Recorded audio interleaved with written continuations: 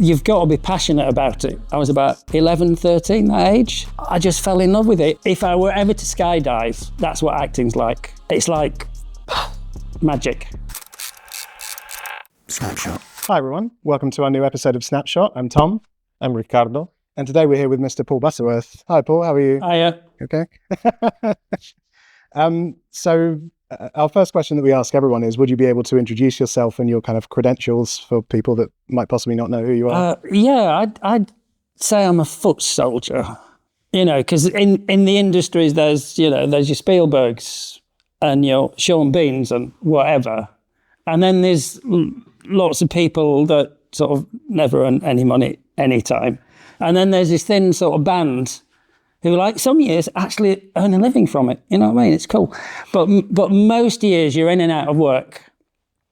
So that's why I call it the foot soldiers. It's just, I haven't broken into the top and I haven't fallen down to the bottom. I've sort of continuously, about 50 years, worked sort of on and off, sometimes more, sometimes less, just. So yeah, I'm like the people you don't normally interview in the podcast. So this is great. I'm power to the people. So would you define yourself like the middle class of actors?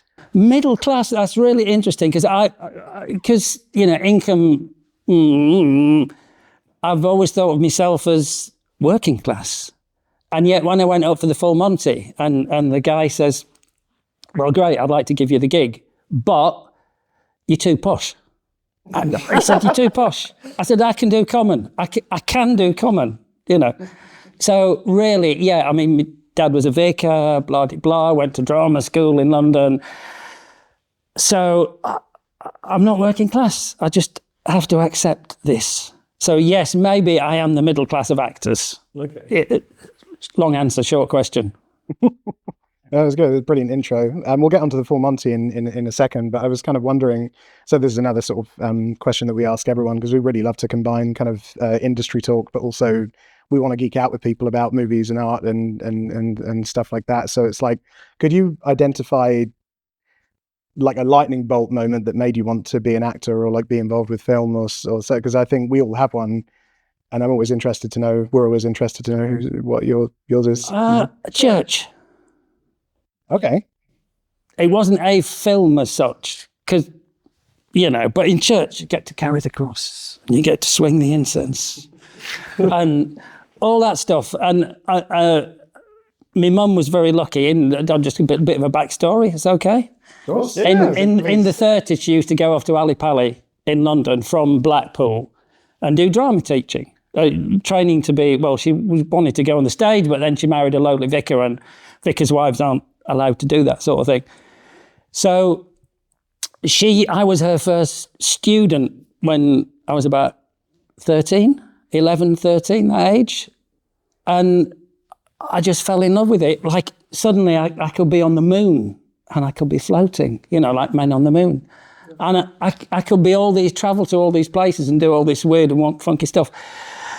And it's a release. When you're acting, you're in another bubble. It's difficult to explain. It's like talking to you, which is real, but it's somebody else's life, and all the words are there and the situation's there, and it's just magic. It's just travel in time and space. So it wasn't a particular film and I thought, yeah, I want to be an actor. It was just, I just get such a kick from not being me, I guess. And that's amazing. It's interesting that like these, again, it's like you always think one of those moments would happen with a particular film or something, but the fact it stemmed from a different experience, like being in church and stuff like that is quite interesting. So awesome. So like moving on to the full Monty. So I wanted to ask, as someone that it was in kind of like a minor role in that film, did you have any anticipation of where the film would go, given that its own stars like Robert Carlyle did? Cast and crew screening, because you get a script, you don't know how the script's going to work out on screen.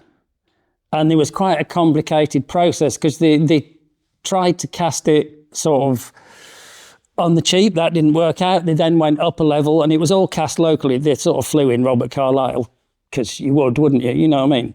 It's fresh off of Train Spotting. So it's like, You know, he was the star. And we thought, yeah, it's a good script, and we're all mates, and we all knew each other, and we all worked on this film, that film, whatever. We all came for Monty. But on the cast and crew screening, everybody applauds really politely. You know, you always get it. But like on the full Monty, it exploded. The cinema just exploded. Everybody was on the feet and they were cheering. And you can't sort of fake it.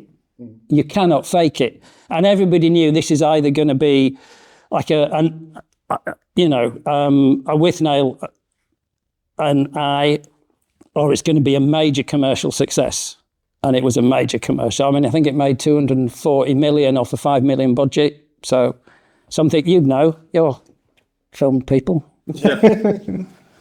And that's amazing. It's like, yeah, it's just, I just wanted, yeah, sort of get a gauge whether or not you knew, but hearing about the cast and crew screening and stuff like that, I guess is a feel good film. It's like, it's probably one of the biggest kind of, feel good films that this country has like produced. And it's like, it's just interesting that, yeah, knowing that Robert Carlyle I've heard him talk about like his doubts about the film's success. So that's like, yes, it's really interesting. So like you're a self-described kind of character actor. Like, would you describe yourself as that? Yeah. Like, yeah. So, and you've been appearing on our screens for was it like 40 plus years? Nearly 50. Nearly 50.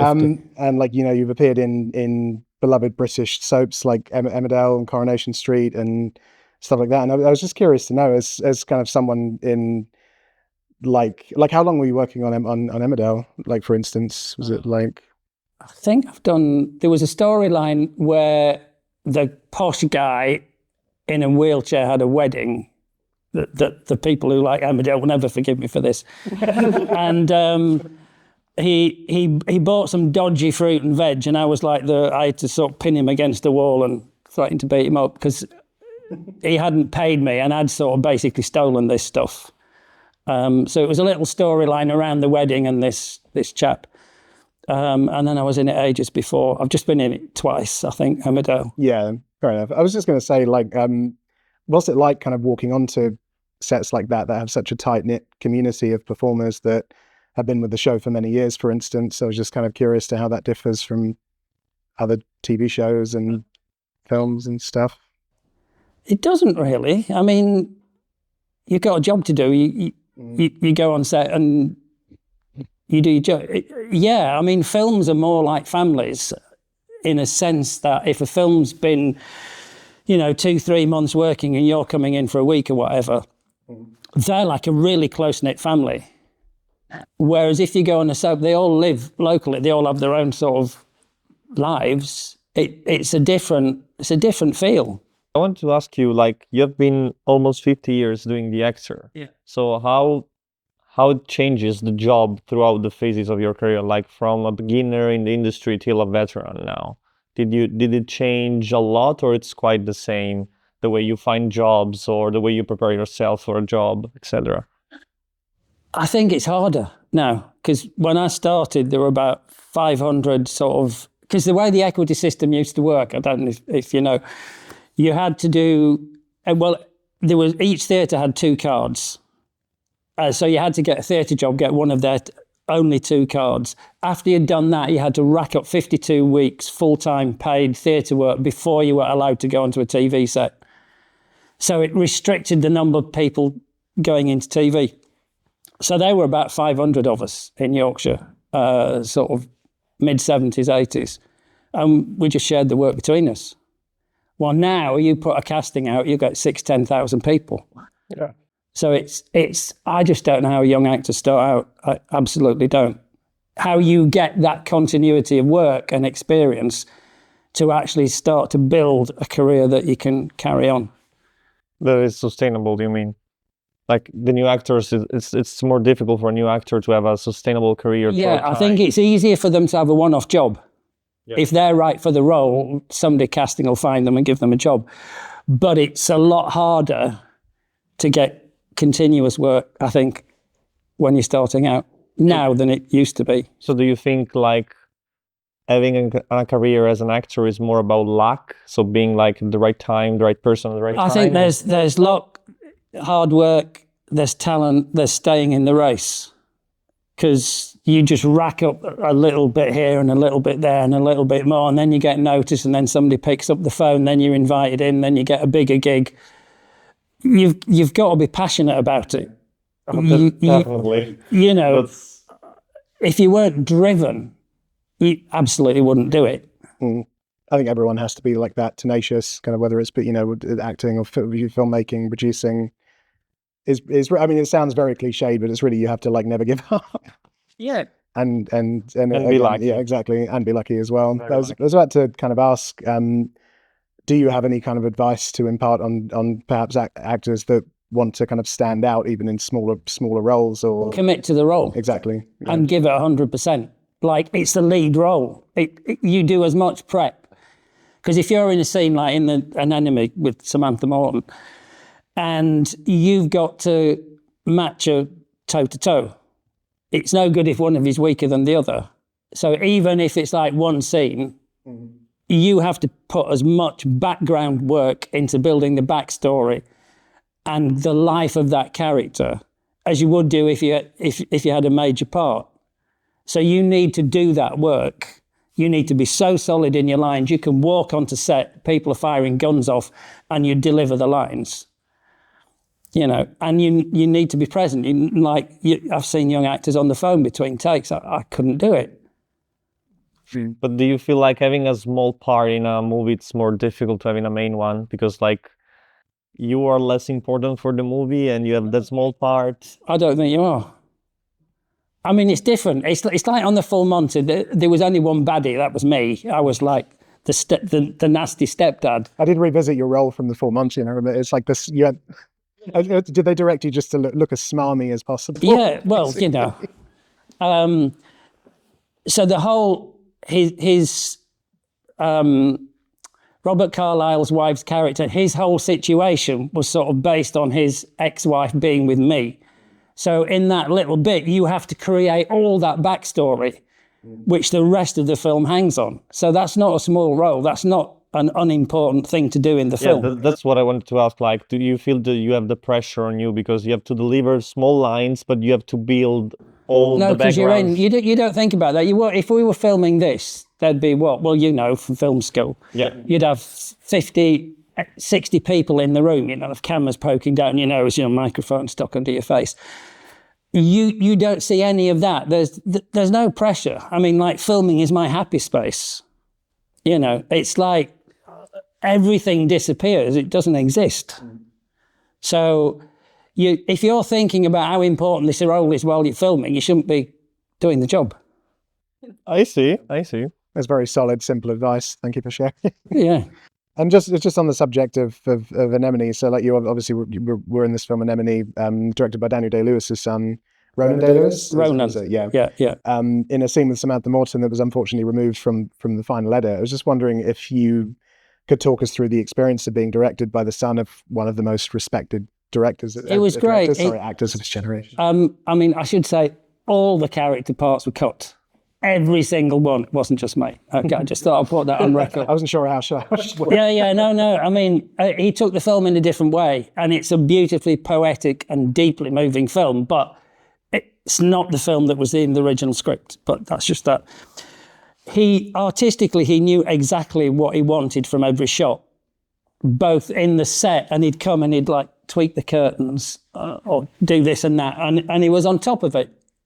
And he knew the emotion, and like my character very sadly was dying. Oh, Lord. Yeah, I know, you know. But it was a very sort of actually tender, quite an intense scene. It was a lovely, like a little 2-minute scene, me and Samantha Morton. And he just came over and said, internalise the pain. And that is quite an intuitive direction. That's like somebody who's directed a lot or been on movie sets a lot. Because you've got this pain, you've got cancer, whatever. And you can have it out or you can hold it and be very contained. and it's there, but it's not, you know. And to give that direction to change the performance is the mark of a good director. He's a great director. I think he'll do. He needs more experience on set and running a crew, but you know, he's only done already there. It sounds like. I mean, that's such a simple piece of direction. It's like, and I think that's, as a director, aggregating everything that you want to convey to an actor down to a simple kind of concise piece of direction. And something that you can do. You know, we were saying about, you get sometimes like very literary directors that ask you to do things that totally based direction. Totally, they can micromanage you, which just kills the performance, or they can give you a direction which you just emotionally or psychologically can't do. So to get a young director who understands actors sufficiently, just to give you a tiny little note, just to hold it, to shift the whole performance is really impressive. So well done, Ronan, if you're watching. I mean, this is like sort of outside of the podcast, but you were saying to me the other day about him having Spielberg on speed dial. Well, in one of the interviews, because because I'd not met him in the casting. I went down to London, did the casting, all the production crews in New York, wherever. And then it was all secret, because they didn't want anybody to know Daniel Day-Lewis. So the first time I met Ronan was about 3 minutes before the cameras rolled. So you just walk in, hi, Samantha, yeah, okay. And you're filming, you've all this huge crew. So I've been watching just to get an idea of the person. He seems a really nice guy. I would have liked to have a chat with him. Spielberg, really nice guy. Yeah, well, because in one of the things he said, with his dad, and he said, well, when I was worried about lenses, Spielberg's on speed dial, so I just phoned him up and asked him what lenses to use, And it took me a few seconds to realize, oh yeah, Daniel Lewis was in Lincoln, wasn't he? That's why I was like, yeah, I kind of remembered that. Did it happen to you when you were younger, to be cut off the final cut of a movie, and how was your reaction to that? Like, because I guess when you're starting, you receive these kind of things different from... It's happened 3 times. Okay. I mean, on For Monty, it didn't happen, and the director ran up to me and said, we've kept all your stuff in, we've kept it in, which is fairly, I thought, well, of course you kept it in, But then I did Robert Lindsay. I was in this series, and we're in like 3 episodes, and we were his mates, Robert Lindsay's mates. My Family that you were in? No, I was in My Family. Yeah. I've done about 4 things with Robert Lindsay. So this was filmed in Ireland, and they showed it for the head of Channel 4, and he said, well, this looks like a mates movie, and it's a romance. So they cut us from 3 episodes, like 3 weeks' work. All the 3 mates were just pulled. So that hurt. And then on Strike, which is the detective series, because I'm Holly de Grange's dad, Robin's dad, Michael Ellicott. And we did a wedding, and we filmed about 20 minutes of this wedding. It was great. And they cut it down to about 3 minutes. So, huge. Obviously, when I was younger, it used to bother me. But, that's Ronan's movie. He's made the movie he wants. It's diddly, whatever, yes, the clip would be nice from your show, really, if, Deed Gardner's listening. Maybe for a final cut. Yeah. I don't know. He may not even have edited it together. I don't know, that maybe any sort of reason. But, I got paid. I got to work with a star. I had a fantastic time. It's not my movie. It's his movie. It doesn't bother me at all. It does bother me a bit. That's me, you're right. But yeah, it's just comes with the turf. I think like other actors don't take it like as you took it. Yeah, hell, at the end of the day, you're a hired hand, aren't you? Yeah, flexible friend, Yeah. And it's all about the experience as well of doing it. Filmmaking's supposed to be about having fun and kind of, creating something, special together. And it's like, obviously we do, there is a final product that comes with it, but it's kind of, it's like you said, it's the experience, you had a great time, and it's kind of, And how was it working with Samantha Morton? I was going to. She's great. Yeah. I mean, it's like, I think I mentioned, because we had a coffee. If you're talking to somebody, you're just like, people sitting certain ways. You read things from people, okay? Yeah. And you're just reacting. You're not acting. You're not performing. You're just, things pop in your head and they come out your mouth, And with a really good actress or actor, that's what happens, I was with Samantha. She was who she was, and I was who I was, and you just, scene's gone. It's just wonderful. Whereas if there's somebody that you're having to lift it, you're having to do their work for them, that's really difficult. So it was a joy. I mean, she's so professional. Yeah. Oh, and a lovely person to boot. How long were you just shooting a day with? Yeah. It was a 5 hour, that one scene, 5 hours, like 2 minutes. So quick. Wow. Yeah, and then she even name checked me, which was so sweet of her. That's cool. Because at the end of the scene, like we'd finished, she said, can I do it, not to me, she was asking Ronan, you understand, can I do a little bit of improvisation? She said, yeah, sure you can. So she said, and I think I'll get Mr. Butterworth, I'll get him some fizzy pop and chocolate. Is that, yeah. And then she left. And of course, my surname's Mr. Butterworth. Oh, good on you, Samantha. That's nice. Oh, so sweet. And then it's not in that film. But anyway, I'm getting more bothered by the minute. I'm getting more. How many takes have you done of the scene? Like 2 minutes for 5 hours. It's like a lot of takes. Yeah, well, they didn't film it. Normally, if you're a character actor and you're in a scene with one of the leads, they get in the close-up on the lead, they do the back shot, and they say, 5 minutes left, let's go for the character actor. We'll do a 2-shot. But he filmed it like 2 lead actors.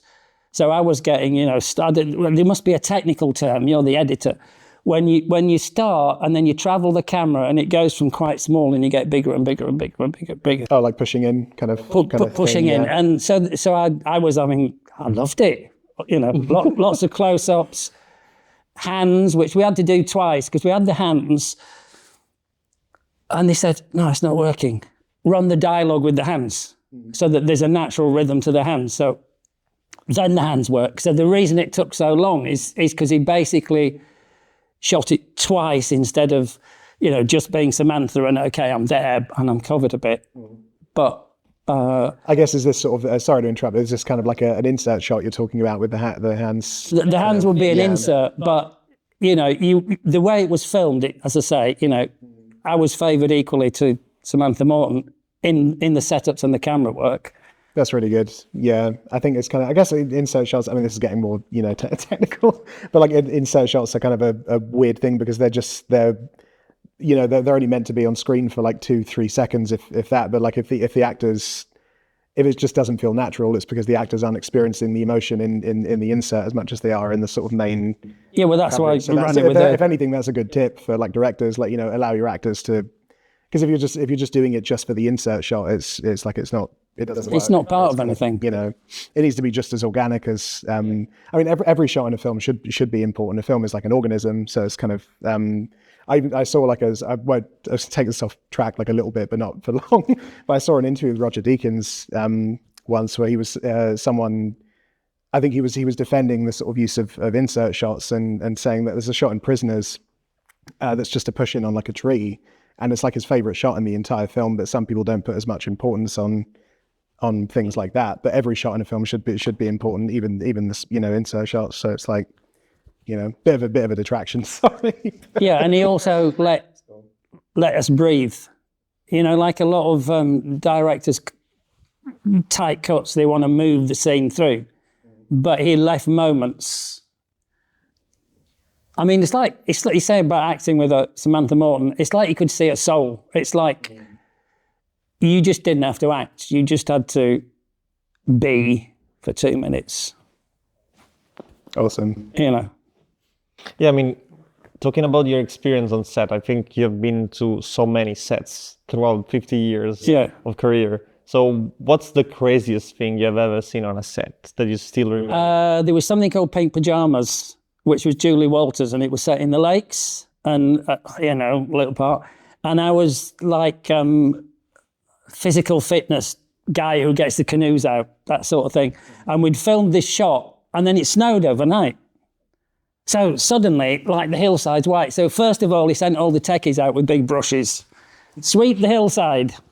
Right, that didn't work. And in the end, he hired some flamethrowers. And he just sort of, Oh, wow. he said, I'm not paying for your fucking access to be here. Because we were there like 4 days just getting paid. And he's going, no, we can't have this. So they melted the snow on the hillside, and then it was nice and green for the shot. Wow. So that's probably the craziest. That's why you answered immediately. Usually, like, the guests are like, "Oh, I have to think about it." You immediately go for If you have any more, please indulge us. Yeah, exactly. Do you have anyone else? The other Bob Hoskins, and it was something called Captain Jack, and it was filmed in Whitby Harbour. And we're on this little wooden boat, right? And Bob Hoskins, bless him, blind as a bat, couldn't see anything. So he's captaining in the boat, and then the actual captain person is sort of lying on his back, steering it like that, And then there's this huge steel dredger coming straight towards us. Bob Hoskins can't see it. He's just merrily, like, he's putting along, and the guy says, "You all right? Yeah. And all the actors are like inching towards the back of the boat, like going to dive in. Would have dived in if And apparently the poor producer having palpitations on the film boat because he's thinking, Christ, what's the insurance on this? My lead cast, and they're all going to die. So that was another thing that was quite amusing. Amazing answer. Oh, bless him. Rest in peace, Bob Hoskins, by the way. So just moving on to you've produced short films for your son. Is that right? He was at film school on the director's course, and they have to do a short film, like a final film. So I helped him produce it. Never again. Don't produce a film. I was about to say, have you ever had any other aspirations? What, a more stressful experience? So that's an answer to that question. So you never produce again. I was just going to say, is like, did you have any other aspirations outside of acting, like producing, or no? Have you ever wanted to? I love acting. I mean, what I did discover is how because we didn't have any. Well, it was my money, so we didn't have a lot of it. And it's like trying to get actors on a no budget or low. It's impossible. I mean, it's like, oh, I want 200 quid. Okay, well, can you sit there, pick up that tea and drink it naturally? No. I mean, it was a nightmare. 200 quid, drinks 10 and then amazing we ended up tea. getting one of Josh's mates who'd been a child actor, and he played the lead. But the sound man, well, how can I put it? First of all, he had a big thing. Why have you got no, I can't go there. That's too bad. but another thing, he wanted a day off. He said, I can't come in tomorrow. Josh said, why can't you come in? We can't do sound unless you're coming in. He said, well, it's World Dope Day. He said, what? Sorry? He said, it's World Dope Day. Okay. So in the end, he was just disrupting. So Josh had to sack him. So he lost his sound man on the first morning of his film. He hadn't read the script properly. And so sound was a nightmare. So this is already stressing me out. Yeah. So please think twice before you go into producing, because it's not a nice experience. So you prefer acting? Oh, yeah. I mean, it's if I were ever to skydive, that's what acting's like. It's like magic. I was actually about to move on to, so when I was talking about sort of creative aspirations, you're an artist as well. I am an artist. I was wondering, if you could talk us through a bit. Well, when I was a young actor, I used to paint cows. And other things to earn a bit of living, extra living, because I lived in the country. So I painted them and took them down the local pub and got some money. But then I never pursued it. And then when I was a bit older, like about 8 years ago, you still got 20. I did an art degree, Open College of the Arts, and got a BA honours in painting. Okay. I'll do the Dumbledore. Congrats. The Dumbledore Yeah, clap. and I was a winner in the graduate art show, and they were all 21, so that was really cool. But do you think it's easier to earn a living with arts or with No, acting? I mean, painting is hard. Yeah, it's very hard. Painting is really, acting's easy. Acting's like breathing. I mean, you just do it, you know. But painting is so difficult. So I love it, and it is creative.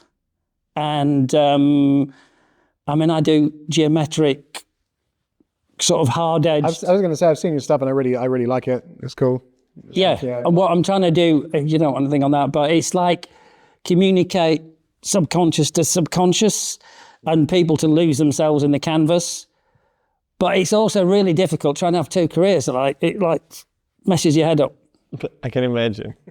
So like your style is like Picasso style, cubism, geometric It's things. like abstract kind of stuff. Yeah. Geometric abstract. Okay. But it's all about, you know, like sonnets have a really tight structure. And Shakespeare did wonderful things with sonnets, didn't he?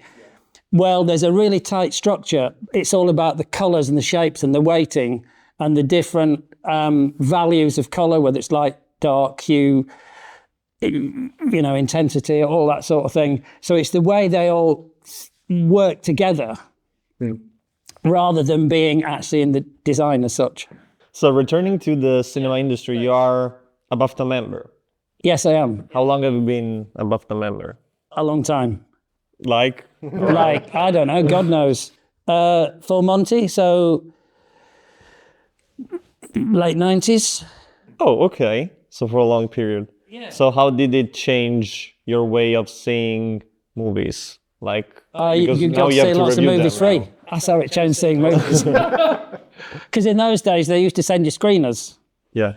So, like Christmas, wow, sacks. Yeah, but I mean about like the way of approaching a movie, because now you have also to review because you take part Well, of the you vote, voting. yeah. You vote. So Yeah. you have to see it with a different eye compared to if you just go to watch a movie that you would like to watch. So it's like, would you say that's made you more critical?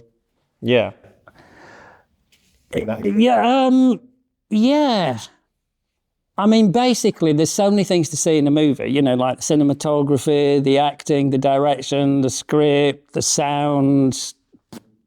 I was going But- to say, are you being given a sort of specific criteria No. to look at? No. Oh, okay. But if I watch a movie and I notice nothing, and then it's like over in, you know, I don't even know I've watched the movie, that's the one I'm going to vote for. Okay. Because there's nothing to take me. There's always something great in a movie, even the shittiest movie. There's always something really good. I mean, sometimes I do struggle, and it's like, you know, 10 minutes, 15 minutes, you know, it's really hard.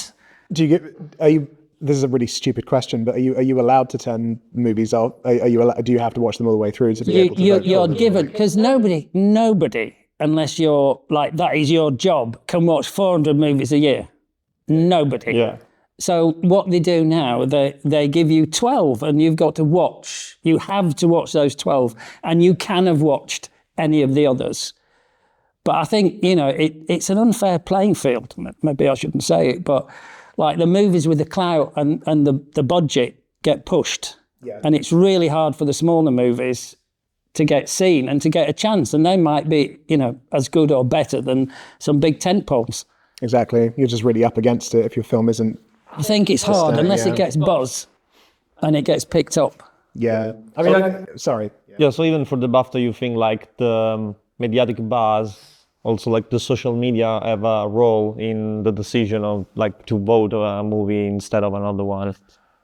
Yeah, and I think there's like people get on waves because I'm sure a lot of members, you know, haven't seen that many. If you're a working pro, you haven't time to see that many movies. You know, I mean, I know people do the best, but in the best will in the world, you know, I don't see how they can do it. So how's your relationship with social media? Because I guess also for like an acting career, they are important. Like having a lot of followers helps you to get in on... It was interesting. I was cast on whatever one, And the director said, yeah, we checked out all your social media. Okay. You know, I mean, it was an offer. It just came in as a phone call, so which is great, you know. And it wasn't on the fact of how many people you followed, but it's obvious the thing film companies do. It just sort of said, yeah, no. It's almost becoming the new CV. We sort of rooted Basically, around, it's you know, kind of, seeing what we've been up to. So like as Tom said, it's the Instagram page, like the new CV for an actor. Yeah, I'm not sure about, I mean, Instagram, Facebook, LinkedIn, you'll get checked out. Don't do anything silly. Don't leave the drunken shots on there. You But know. maintaining an online presence is king, basically, in the modern age of getting work as an actor. I mean, I don't know because I'm not in casting. You'll have to be really interesting, get a nice big casting person in, you know, if they want another guest, that's fine. We will find someone. Yeah, and ask them. Because people say, oh, you know, it's cast because you've got like 500,000 followers. Personally, I don't see it. You're not going to if you made a movie, you're not going to put somebody who's not very good in it just because they've got social media followers, because it's your movie. Yeah. So personally, I can't see it, but maybe it's true. I don't know. Yeah, but if you have like two people that are both good, you pick the one with 500,000 followers. It's a risk-averse business. So if you've the luxury of employing somebody that's good to work with, that's who you'll employ. You're not going to employ a difficult actor. You know, you want to be nice on set. You want to turn up, do all the things you're supposed to do. But there may be a point at which, okay, this person's going to bring X to the movie in terms of viewers because it's a business. But you may be talking to the wrong person because I'm not a business person. Yeah, sure.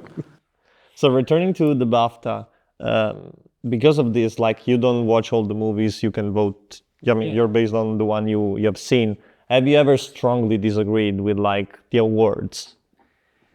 Well, at the end of the day, no. I mean, there are films that you don't like as much as other people, perhaps. But you know, it's chosen by the membership, and you know, on one level, you can't disagree with it. That's the one that was chosen. You know, that most people liked. So yeah, I'm used to. So you accept it, like it's won the that's movie, one. it's You know, okay. I know what I voted for. Okay, I see. So now let's start the social media section related to BAFTA. I will tell you 10 names of BAFTA winning award movies. Have you got some spare in case I don't know the movies? No, I mean, you know, they are I pretty know all the famous. movies. Okay, They're pretty famous. Right. They are 10 movies from the last 15 years. Yeah. And I will tell you two of them, and you have to pick one until remains only one. Okay. So we will have the best. The best film. Well, I know what I want as the best film, but you might not have it in. So let's start. The King's Speech or The Artist? Ooh, King's Speech. The King's Speech or 12 Years a Slave? That's hard. They are difficult. That's just the beginning. Fuck it. So, I'm going to go for King's Speech again. The King's Speech or The Revenant? Oh, King's Speech. I didn't like the bear bit when the bear pulled him off. The King's Speech or La La Land? Oh, that was quite nice. Oh, sort of dancing and stuff. Yeah. No, I'm going to stick with the King's Speech. The King's Speech or Roma? It's a bit hearty, wouldn't it, Roma? Little bit. King's Speech. The King's Speech or Nomadland? Ooh. Different types of films. Nomadland. Nomadland or The Power of the Dog? I haven't seen that one. Okay, so we can skip. See Barry the dog either. So Nomadland or All Quiet on the Western Front? I thought that was a bit over-egged. I mean, fantastic film, but personally, maybe that's one that I didn't quite agree with BAFTA that you asked me earlier. Nomadland. Nomadland or Oppenheimer? The music got me on Oppenheimer. It was so portentous. It's like every scene was important. It was like living up there. Nolan's lovely sound mix where everything is just... It's like, oh my Or God. like dialogue's like right down here. Yeah, you know. So Nomadland. And the last one, Nomadland or Conclave? Full Monty. Oh, Conclave. Oh, Conclave was a That's great probably my film. chances of working on a Nolan film at this time. Ooh. Just because it had slightly more colour, and I know they're very different films, but Nomadland. So Nomadland is the winner. Nomadland wins out overall. Oh, sweet. So final question, do you have any project that you're working on right at the moment or anything No. you've been called to? No. Well, they're filming another strike, and Michael Ellicott is in the book. Okay. So, you know, fingers crossed, if they don't recast it, they can recast it, can't they? So that would be nice. That comes back. I mean, it's like strike. I got a phone call on the Tuesday and I was filming on the Friday. Hallelujah, I got a phone call. So you never know when somebody's going to phone you. It's like, if you want what I've got, the phone will go. It's just that I want to broaden it a bit. That's like a little advert for me to get more work. So we can say we are waiting. Fingers We are crossed. waiting for my next project. My next project, that's what we're waiting for. I've got a question. Yeah? If you could act in any film that's came out, what film would it be and why? Ooh, what could I act in any film? Any time period, doesn't matter. Any time period. So just would you personally, if you could pick any film? Ooh. So it's a bit of a hard question. No, it is a hard question. No, it's a good question.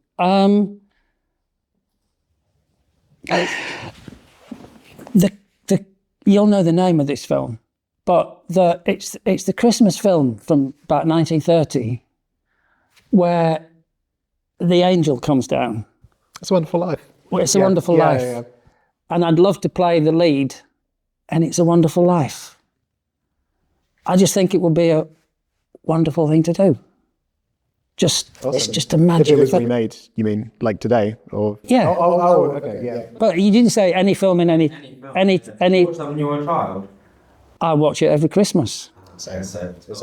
Yeah, I mean, it's like, Absolutely adore It's a Wonderful Life. yeah, Yeah, that's cool. I'm not sentimental. I mean, it touches you. It does everything film should do. You know, It's I'm fantastic. feeling all. Yeah. I'm all. There's never there's never a dry eye in my house when we watch It's a Wonderful Life for Christmas. It's just I think because I did watch it last year, and I think last year when I watched it was the most I've ever cried when I watched that film.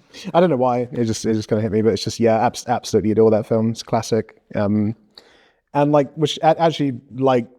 the question I was about to ask was very much in line with that, but I was about to say, if you could work with any director in the history of cinema, alive or dead, who would it be? Hitchcock. Good answer. Yeah. Do you have a favourite Hitchcock film? No. I mean, because they're different, aren't they? I mean, I think it would be unfair. It's like picking a favourite child. No, I love all of them. You know? I think it's really tough. I mean, I guess, for me, the first one of his that I watched was The Birds. So I think that's, if I was forced to say that's my favourite, that's probably my favourite. But it's when you have like Psycho and Rear Window and stuff like that, it's really hard to pick. Well, it's easy to pick. It's Psycho. I know. Every day.